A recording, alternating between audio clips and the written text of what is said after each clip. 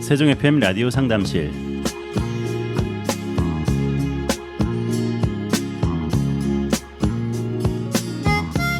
안녕하세요. 세종 FM 라디오 상담실 김보성 인사드립니다. 여름이 다가오면서 헬스장 현수막이 더 많이 눈에 들어오더라고요. 넌 운동할 때가 제일 예뻐. 이번 여름엔 몸도 만들고 남자친구, 여자친구도 만들어야지. 뼈만 빼고 다 빼드립니다. 올여름 당신이 주인공입니다. 네, 왠지 등록하지 않으면 안 될 것 같은 그런 문구들인데요. 세계보건기구 WHO는 성인들은 일주일에 150분 이상 중강도의 신체 활동이나 75분 이상의 고강도 유산소 운동을 할 것을 권하고, 청소년들은 매일 1시간 이상의 중고강도 신체 활동을 하라는 것을 권장하고 있다고 하는데요. 건강한 몸과 건강한 마음을 유지하게 하는 운동 꼭 실천해야겠습니다. 네, 오늘 이 시간에도 우리 청취자 여러분에게 뼈가 되고 살이 되는 소중한 말씀을 전해주실 분 모셨습니다. 세종 경희한방병원 김명식 원장님 나오셨습니다. 원장님 안녕하세요. 네, 안녕하세요. 네, 원장님 반갑습니다. 원장님하고 대화만 해도 왠지 건강해질 것 같은 그런 느낌이 드는데요. 그래도 운동은 해야겠죠. 네. 재미난 문구를 갖고 오셨네요. 네. 특히 뼈만 빼고 다 빼드리면 해골이 되지 않을까 라는 생각이 드네요. 근데 저희 방송은 보니까 네. 여기 뭐 뼈가 되고 살이 되는. 그럼요. 살이 되는? 살이 돼야죠. 살이 이렇게 지방이 되면 안 되겠지만 그러네요. 건강한 살 필요합니다. 네. 운동 이렇게 목표를 설정하고 하는 것도 중요하지만요. 좀 습관이 돼야 제대로 된 운동을 하는 것 같더라고요. 우리 PD님은 네. 뭐 꾸준히 뭐 운동을 하시나요, 매일? 저는 이제 매일은 안 하고요. 걷기 운동 하고 있고요. 예전에 살 빼려고 정말 운동장 10바퀴씩 돌기 이런 거 했었는데 그때 한 2달 만에 8kg 정도 뺐거든요. 네. 그래서 자신감은 있습니다. 살 뺄 수 있다. 근데 시도를 지금 안 하고 있어서 문제입니다. 네. 8kg를 빼셨잖아. 성공을 해봤잖아, 그죠? 그렇죠. 그러니까 뭐든지 할 때 한번 성공 꼭 하셔야 돼. 그래야지 그 말씀하신 대로 자신감이 항상 있죠. 네, 자신감만 있고 살은 다시 찌고 있습니다. 네. 원장님도 이제 평상시에 운동을 많이 하시죠? 운동 많이 하는 편은 아니고요. 네. 그냥 뭐 적당히 합니다. 아, 그러시군요. 그 운동 중에는 제일 중요한 게 호흡 운동이 아닐까 생각됩니다. 그렇군요. 호흡 운동. 뭐 근력 운동할 때도 호흡을 잘 해야 된다고 하더라고요. 그 우리 진료실에서 그 이제 환자분들이 네. 운동은 뭐 하세요? 그러면 저는 숨쉬기만 해요. 그래서 제가 그때 바로 그런 말씀 드리거든. 사실은 네. 숨쉬기 운동이 제일 중요한 겁니다. 아, 그렇군요. 네, 제일 중요합니다. 숨을 쉴 때도 근육들이 움직이고 하니까. 그럼요. 그다음에 그렇죠. 자세도 중요하고. 네. 제일 중요합니다. 네. 진료실에서 재미있는 대화를 많이 나누시는 것 같아요. 네. 어떤 면에서 보면 의사라는 직업이 좀 안 맞는 것 같아요. 아, 잘 맞으시는 거죠. 기분을 좋게 해주고, 네. 환자들의 육체뿐만 아니라 마음까지 이렇게 어루만지려면은 대화도 필요하고 자연스러운 이야기도 있어야 되지 않을까 싶은데요. 의료가 좀 어떤 면에서 보면 좀 엄격하고 그죠? 네. 좀 진지한 측면이 있잖아요. 네. 그래서 뭐 진료라든가 그다음에 치료라든가 이런 게 그렇게 해야 되는데 제 성품이 약간 그쪽하고는 조금 거리가 있는 것 같아요. 너무 또 고정적인 사고를 벗어나셔야겠다는 생각도 드네요. 네. 친근한 우리 선생님이십니다. 네. 오늘 첫 번째 질문으로 바로 들어가도록 하겠습니다. 안녕하세요. 얼마 전 첫돌이 지난 딸 아기를 둔 엄마입니다. 네, 이제 축하드립니다. 생후 7, 8개월 정도부터 자주 아이가 근데 열이 나고 감기에 걸리면 심할 때는 설사까지 하더라고요. 모유 수유를 하지 않은 제 탓인가 싶어서 미안한 마음이 드네요. 체중은 정상 아이에 비해 조금 덜 나가는 편이고요.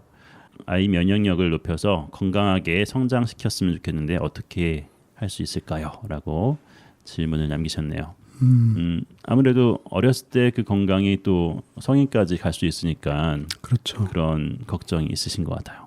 그 아까도 뭐 습관, 운동에 대한 습관을 말씀 나눴는데 네, 마찬가지로 이 아이들도 어려서부터 타고난 체질 이런 거를 잘 파악을 해서 그 아이가 이제 평생 살아가는 데 있어서 유용하게 네, 섭취면 섭취, 운동이면 운동, 네, 뭐 그다음에 질병의 예방에 대한 이런 그 아이에 맞는 그런 거를 준비해 주는 것도 괜찮다고 보는데요. 네. 엄마의 중요한 역할인 것 같아요. 네네. 네. 이 어머님의 그 질문을 보면 이제 중요한 게 이제 뭐 열, 그죠? 네. 그다음에 설사, 그다음에 모유 수유에 대한 어떤 미안한 마음. 네. 아 이게 좀 서로 많이 또 연관이 있고요. 연관이 있고 지금은 잠깐이겠지만 아이가 이제 정상 아이에 비해서 조금 덜 나가는 편이다 체중이. 네. 그래서 아이 면역력을 높이려면 어떻게 해야 되겠느냐. 그죠? 질문이 여러 가지네요. 네네. 네. 근데 이거는 이제 결과적인 얘기겠죠, 그죠? 아이가 네. 이제 체중이 뭐 아기들 체중인가 키 같은 거야. 뭐 어떤 때는 또 얘가 더 빠르고 네. 어떤 때는 또 제가 더 빠르고. 그렇죠. 왔다 갔다 하는 네네. 것 같아요. 그런 거니까 그 지금의 그 약점을 잘 보완해주고 아이의 그 생육에 필요한 그 뭐 심신 관련돼서 그렇게 준비해 주시면 되지 않을까 싶고요. 네. 7, 8개월 정도부터 아이가 이제 열이 이렇게 좀 나거나 감기에 걸리고 감기에 걸리면은 설사까지 한다고 그랬는데요. 네. 이상하지 않습니까? 그죠? 열과 설사 연상이 되나요? 우리 보통 분들이 생각하실 때는? 그러니까 장염으로 인해서 오는 고열 이런 게 있지 않을까라는 생각이 들어요. 네, 물론 저런 건 있습니다. 뭐 이렇게 로타바이러스 아마 들어보셨을 텐데 네. 로타바이러스에 감염되면은 뭐 한 이틀 동안은 뭐 고열이 심하다가 네. 뭐 고열이라면 뭐 한 39도 이상까지 심하다가 그 이후부터 한 일주일 사이에로는 뭐 설사를 많이 하거든요. 그때 이제 특징적으로 뭐 쌀뜨물 같은 설사, 네. 해서 이렇게 설사를 하는데 바이러스성이 있네요. 네. 네네. 근데 이거를 이제 우리 그 한의학적인 측면에서 보면은 네. 이 증상은 어떻게 보면은 좀 일맥상통한 게 있는데 어디와 연관을 지으면 일맥상통하냐 하면 수승화강. 그래서 이제 횡격막을 상하로 나누어서 위쪽으로 열이 치솟고 네. 아래쪽으로는 물이 빠져나가는 거죠, 그죠? 그러니까 우리 생명체가 그 물과 불의 순환이 서로 맞물려서 물을 위로 올리고 네. 불 기운을 아래로 내리고 이렇게 순환 고리가 계속 이어져야 되는데 이 시점에서 불 기운은 위로 올라가고 네. 차가운 물 기운은 아래로 내려간다는 얘기죠. 네. 그러니까 그 횡격막을 그 상하로 나눠서 그죠? 불 따로 물 따로 이렇게 나눠졌다는 거죠. 그러니까 네. 이 뭐 바이러스는 바이러스, 기타 뭐 다른 감기면 감기 이것이 우리 몸의 그 수승화강의 기혈 순환의 그 어떤 맥을 차단하는 그런 순간이 되지 않았나 이렇게 보는데요. 최근에 제 외래로 그 오시는 분 중에 이제 어르신인데 네. 물론 이 소아 아이와 뭐 증상은 뭐 좀 차이가 있긴 있겠지만 네. 그분의 증상도 마찬가지로 미열이 계속 반복적으로 발생을 하고 네. 어떤 때는 뭐 고열로도 가고 예. 39도 이상 뭐 이렇게 고열로도 가고 또 특징적으로 장의 그 이상 증상으로 뭐 설사를 네. 자주 하시더라고요. 자주 하시고 간혹 가다가 뭐 이제 설사약 드시면 또 변비도 올 수 있겠죠, 그죠? 네. 근데 주증상은 이제 설사인데 이분 같은 경우는 그 병원에서 진찰을 했을 때 그 어떤 시점에서는 림프종이라고 네. 그 종양의 일종인데 그걸로 해서 뭐 항암 치료를 받으셨던 그 병력이 있으시더라고요. 네.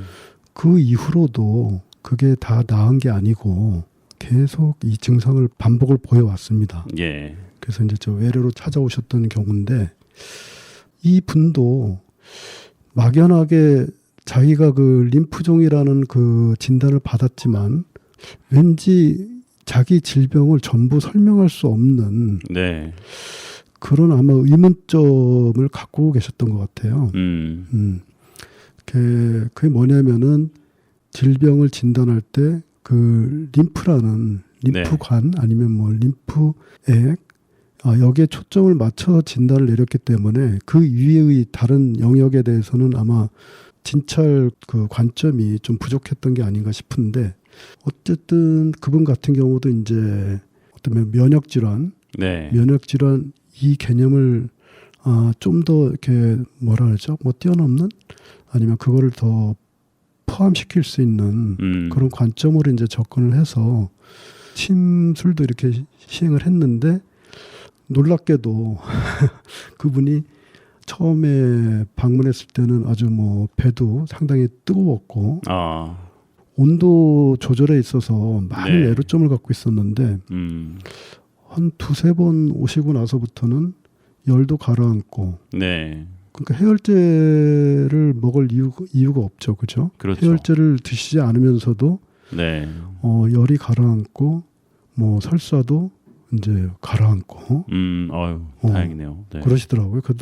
그러다가 한 열흘 후쯤에 거의 매일 병원에 오시긴 했었는데 열흘 후쯤에 또 설사를 한번 하셨다고 하더라고요. 그래서 그때는 이제 그 설사를 유발할 수 있는 어떤 그 음식을 섭취한 게 아닌가 해서 꼬치꼬치 식사하신 거에 대해서 한번 보셨군요. 캠으로 봤지만 그 설사를 할 만한 그런 거를 잡아내지 못했는데 그래도 이분이 스스로 의문점이 남는 게 있다 해서 뭐를 또 이렇게 말씀하시더라고. 그래서 그게 아닌가. 그러니까 앞으로 이제 그걸 좀 조심하시자. 그렇게 하고 이제 현재는 이제 가신 상태입니다.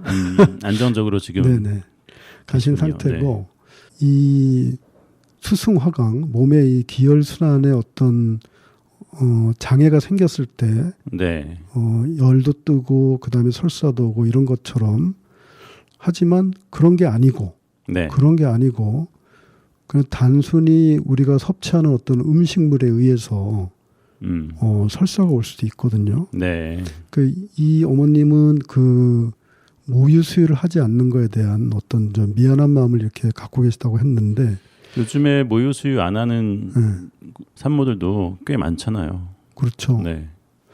그러면은 이제 그 분유에 따라서 어떤 아이들은 또 설사를 하는 경우가 있긴 있습니다.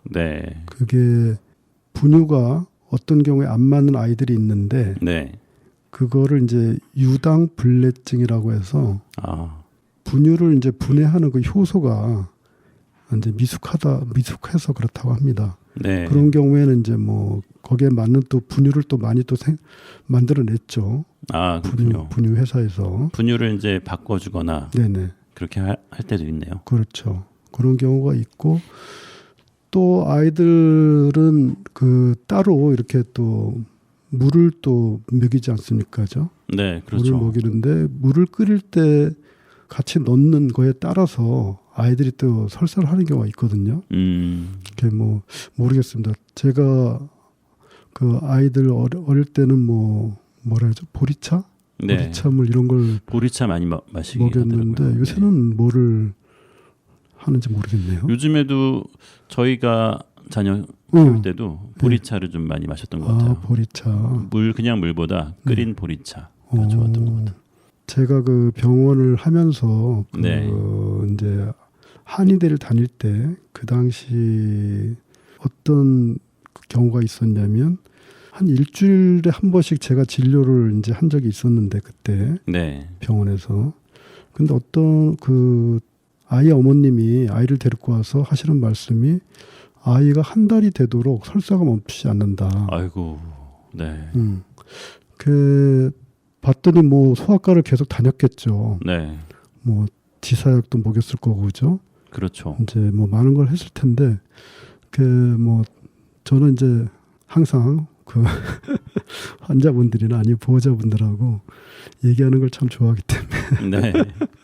얘기를 쭉 이제 여쭤보고 아이가 뭘 먹는지 사실은 그게 제일 중요하거든요. 우리가 어떤 중한 질환을 치료할지라도 네. 항상 그 사소한 것부터 네. 자세히 점검해 보는 게 실수를 안 하는 방법인데요. 쭉 여쭤봤더니 아이가 먹는 그 음료수를 에다가 그 결명자를 넣었다고 하더라고요. 아, 네. 결명자를 넣어서 대개는 이제 뭐 결명자를 홍보할 때 뭐 눈에 좋다, 그죠? 그런 말 많이 하죠. 네. 저희도 먹고 있는데. 그래갖고 드시고 계시구나. 네. 근데 결명자라는 건 이제 간 쪽으로 들어가서 네. 그 열을 좀 식혀주는 그렇기 때문에 이제 간이 이제 눈과 좀 연관이 있거든요. 네. 그래서 이제 그런 관점에서 뭐 눈에 좋다. 네. 일부죠. 사실은 결명자 효과 중에 일부인데 그래서 이제 드시는 건데 그 결명자가 이제 한약으로 쓰입니다. 사실은. 네. 한약으로 쓰인다는 거는 식품 이상의 어떤 뭐라죠? 강력한 작용이 있다는 얘기겠죠. 그러네요. 네.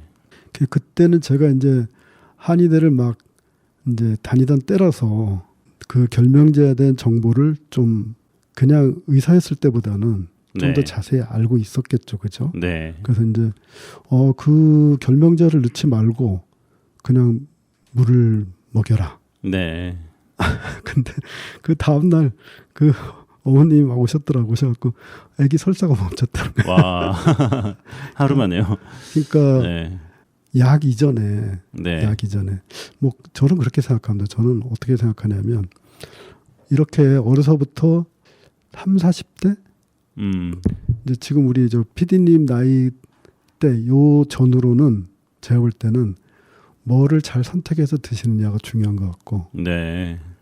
이제 저보다 조금 아랫 나이 그러니까 한 50대 전후부터는 네. 제가 볼 때는 뭐를 이제 가려서 안 먹어야 되느냐 네. 이게 중요한 것 같습니다. 비슷한 말 아닌가요? 역시 예리하시군요. 그 요즘은 뭐 그 식품들이 갈수록 네. 그 유통 과정부터 해갖고 생산 과정 뭐 그다음에 가공 과정들이 네. 상당히 복잡해졌고 예. 그다음에 거기에 관여되는 뭐 기타 뭐라 해야죠? 뭐 보조되는 뭐 그런 물질들 그렇죠. 이런 것들도 사실 수상한 것들이 많거든요. 네. 우리는 뭐 어떤 질병이 보편화되고 그랬을 때 역으로 추적을 해서 어떤 뭐 음식이라든가 어떤 뭐 식품이라든가 이런 것들이 문제를 일으킬 수 있다. 네. 이렇게 얘기하지만 그 처음부터 그거를 알 수는 없거든요. 그렇죠. 우리가 뭐 약을 생산할 때는 뭐 그거를 임상 실험을 뭐 상당히 오래 하고 그 적용을 하는데 임상에 적용을 하는데 저희 코로나 백신 같은 경우도 원래는 뭐 한 10년 이상은 사실 연구에서 나와야 되는 거였는데 아주 급조해서 나오는 바람에 네, 부작용이 많았죠. 부작용도 많고 네. 뭐 여러 가지로 아마 이거는 좀 세월이 지나서 연구해 보면은 우리가 생각하지 못하는 어떤 부작용이 아마 지금도 진행되고 있는 게 아닌가 그렇게 생각을 합니다. 네. 그러면 잠깐 전하는 말씀 듣고 나서 계속해서 이 내용 가지고 말씀 나누도록 하겠습니다. 잠시 후에 이어집니다.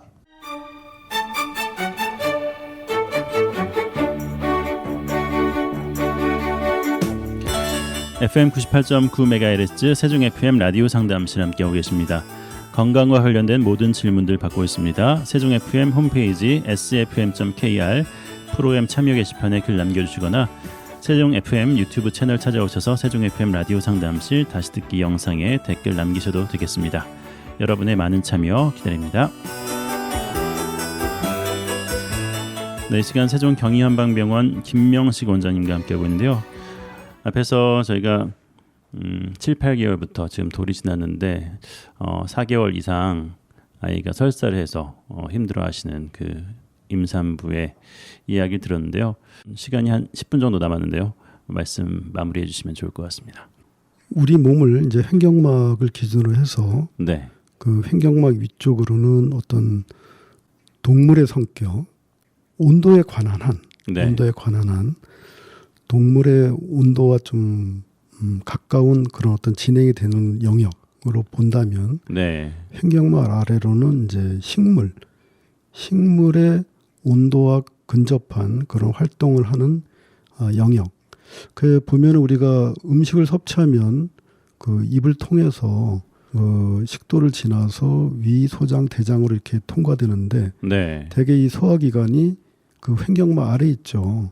아래에 있어서 이 소화기관 쪽은 우리가 그 자연과 그 접하는 그 관문이라고 볼 수가 있겠죠. 특히 어떤 음식을 섭취하고 이런 면에 있어서는 네. 식물하고 그 사람하고 그 온도를 재보면 차이가 있겠죠. 아무래도 그죠? 식물이 훨씬 차가울 것 같아요. 차갑죠, 그죠? 그래서 식물들이 대략 보면은 한 10도에서 25도 사이 이 정도를 유지한다고 하는데 네. 그래서 이제 한 18도를 경계로 해서 그 아래로는 저온성 채소, 그 다음에 그 위로는 고온성 채소 이렇게 얘기합니다. 그래서 고온성 채소 중에서도 이제 특징적으로 뭐 생강이나 고추나 고구마, 가지, 네. 이것들은 보면은 색깔도 약간 좀 붉은 쪽에 가깝죠, 그죠? 네, 네. 그래서 생강은 그 원산지가 동남아라고 합니다. 동남아 지역이고 그 생강 같은 경우는 우리 한약재에서 거의 대부분 들어가는데 생강 같은 경우는 좀 따뜻하게 하겠죠. 네. 비위를 좀 따뜻하게 하겠죠. 그리고 이제 이 고온성 채소 중에는 식물 중에는 고추, 고구마 이거 원산지가 어디겠습니까? 고추나 고구마 같은 거는 남미 쪽 그렇죠. 아닌가요? 네. 빙고. 그다음에 가지. 네, 가지. 가지는 원산지가 인도라고 합니다. 인도. 네. 그다음에 박은 들어보셨죠? 박. 어렸을 때 시골에 저 초가집 있었어요? 초가집은 없었는데요. 아, 그러면 못 봤겠다. 네. 바가지를 만든 그 박 말씀하시는 거죠? 그렇죠. 네. 보셨나요? 바가지는 봤죠. 네. 사실은 제가 자랄 때는 뭐 지금도 그렇겠지만 하우스 같은데 이렇게 주렁주렁 매달려 있는. 아, 키웠구나. 하우스에서 네. 키웠구나. 그럼요. 네. 아, 확실히 초가집은 없었습니다. 세대 차이가 있구나. 흥부전에 보면은 네. 제비가 왜 박씨를 물어오죠. 그렇죠. 지붕 위에 그건 있는 거를 딴 거죠. 어디 가서 물어오죠? 강남에 가서. 그렇죠. 강남. 네. 강남은 뭐야? 따뜻한 곳이잖아. 그렇죠. 그죠. 그리고 왜 박혁거세라고 네. 그 신라 그 할 때 그 박도 예. 그런 의미의 박자라고 합니다. 사실은. 네. 발음상으로는. 예. 그래 이 박은 그 여기도 마찬가지로 그 원산지를 인도나 아프리카 네. 쪽으로 보고 있고요. 이런 그 특히 박 같은 이런 그 고온성 그 식물 같은 경우는 주로 이제 찬 기운을 없애주겠죠, 그죠? 아, 그렇군요. 그렇죠. 그러니까 말씀드린 뭐 생강이나 고추나 고구마도 마찬가지고, 그 이제 이런 식물의 온도보다는 이제 사람의 온도는 전에도 한번 이제 말씀드렸었는데 대개 이제 한 34도에서 한 37도 정도. 네. 해서 그 우리 신체 부위마다 이제 온도가 다르지 않습니까, 그죠? 네. 그 이렇게 사지 말단이 제일 차겠죠. 그렇죠. 온도가 제일 낮겠죠. 한 34도. 그리고 이제 중심부로 들어갈수록 뭐 37도, 뭐 37.4도. 네. 이제 이렇게 되는 거고, 이제 열이 났을 때는 대개는 이제 한 38도를 넘어가는 거를 우리가 이제 미열이라고 하고, 네. 뭐 39도, 40도를 넘어가면은 이제 고열이라고 하겠죠. 네. 근데 아이들 같은 경우는 체온 중추가 이제 아직은 미숙하기 때문에 네. 체온 중추라는 거는 머리 쪽에 시상하고 시상하부 쪽에 이제 있는 걸로 알고 있고요. 아직은 미숙하기 때문에 고열로 자주 가거든요. 그렇죠. 네. 이 아이는 어땠을지는 모르겠지만, 근데 이제 대개 이제 5세까지는 그 다른 뭐 장기도 마찬가지겠지만 이제 체온 중추도 아직은 미숙하다고 해서 네. 아이들이 고열로 올라갈 수 있다. 사실은 그렇게 그냥 받아들이시는 것도 괜찮습니다. 그러니까 뭐 42도나 이렇게 넘어가서 뇌 쪽에 그 신경세포를 마비시킬 정도 되거나 막 이러면 문제가 되니까 네. 그 전에 이제 뭐 예방을 해야 되겠지만, 하지만 애들은 이렇게 열이 자주 올라갈 수 있다. 그리고 한 5세 정도 지나면 네. 5세 정도 지나면 어느 정도 이제 체온 조절을 네. 이제 좀 잘하는 쪽으로 갈 수 있다. 그러니까 이 아이도 아직은 이제 그 나이가 아니지 않습니까, 그죠? 그렇죠. 그러니까 어머니가 잘 보살펴줘야지. 그렇군요. 그래서 열이라는 거는 어떤 의미에서 보면은 열하고 불은 좀 다르죠, 그죠? 열하고 불은 좀 다른데, 열은 어떤 조건에서 우리가 느끼냐면은 사실은 물이 있어야, 네. 물이 그 불에 붙어 있어야 우리가 열을 느끼는 것처럼, 물이 있어야 열을 느끼는데, 우리 몸에 그 물이라는 거는 다 똑같은 물이 아니고 부위에 따라서 좀 뭐 농도라든가 이런 게 다르겠죠. 네. 달라서 그 사상의학에서 이제 네 군데로 이제 상하로 나온다고 하지 않았습니까? 그래서 네. 맨 위쪽을 말하자면 목 위쪽으로는 따스하고, 그때의 물의 그 모습을 뭘로 표현했냐면, 진이라고 해서 쉽게 이해하시려면 저기 우리 침 있죠, 침. 네. 침샘이라든가 그런 게 있겠죠. 이렇게 뭐 물이 이렇게 솟아나는 그렇죠. 침샘도 있을 거고 땀도 있을 거고. 네. 더 이제 오장육부 쪽으로 들어가 보면은 이제 내분비 호르몬 샘. 네. 그런 게 좀 연관이 있겠죠. 네. 거기는 이제 온도가 좀 따스하다고 봤고요. 네. 그 다음에 이제 심장 근처로, 그걸 이제 사상의학에서는 비위로 이제 영역을 정해놨는데, 사상의학에서는 사실 심장이라는 그 영역을 이제 어떤 중심부로 그냥 놓고, 사실 네. 이렇게 상하 관계에서는 그 영역을 이제 설정하지는 않았거든요. 네. 비위 영역에서의 그 온도가 제일 높은 걸로 이렇게 네. 표현을 합니다. 그래서 여기는 이제 열이죠, 열난다 그러잖아요, 그죠? 그렇죠. 열이고, 이때의 물의 그 모습은 고약할 때, 그죠? 우리 네. 저기 다린다 그러죠. 이렇게 다리면은 뭐 끈적끈적하게. 끈적끈적하게. 네. 그렇죠. 그래서 이제 이 모습으로 이제 표현을 했고요. 네. 그리고 이제 횡격막 아래로 내려가면은 배꼽 근처로 해서 이때의 온도는 서늘할 양자를 써서 서늘하다 이렇게 네. 보았고요. 이때의 물의 모습은 우리가 기름유 할 때 그 유자, 대개는 림프 기관하고 좀 연관된 쪽에 그런 물의 모습이 아닐까 이렇게 생각이 듭니다. 네. 배꼽 아래쪽으로 내려가서 이제 방광 쪽, 이쪽의 물의 모습은 이제 우리가 뭐 액체할 때 그 액자를 써서 액이고, 온도는 이때는 제일 차가운, 그렇게 표현을 했습니다. 그래서 이 횡격막 위아래로 나눠서 제가 이렇게 서두에 그 아래쪽은 좀 식물과 좀 유사하다, 그리고 위쪽은 동물의 온도랑 좀 유사하다, 그렇습니다. 네, 그렇군요.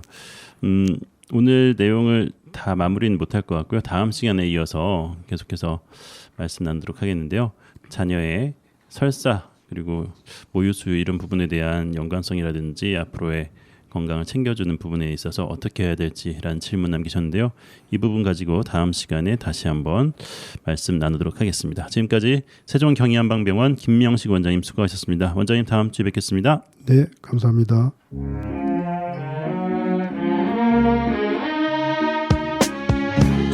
FM 98.9MHz 세종 FM 라디오 상담실 함께하셨습니다. 라디오 상담실은 언제나 여러분의 참여 기다리고 있습니다. 세종 FM 홈페이지 sfm.kr 프로그램 참여 게시판 이용해 주시고요. 유튜브 세종 FM 채널에도 방송 후에 올라가니까요. 꼭 찾아오셔서 상담 질문과 청취 소감 남겨주시기 바랍니다. 세종 FM 라디오 상담실 지금까지 진행의 김보성이었습니다. 감사합니다.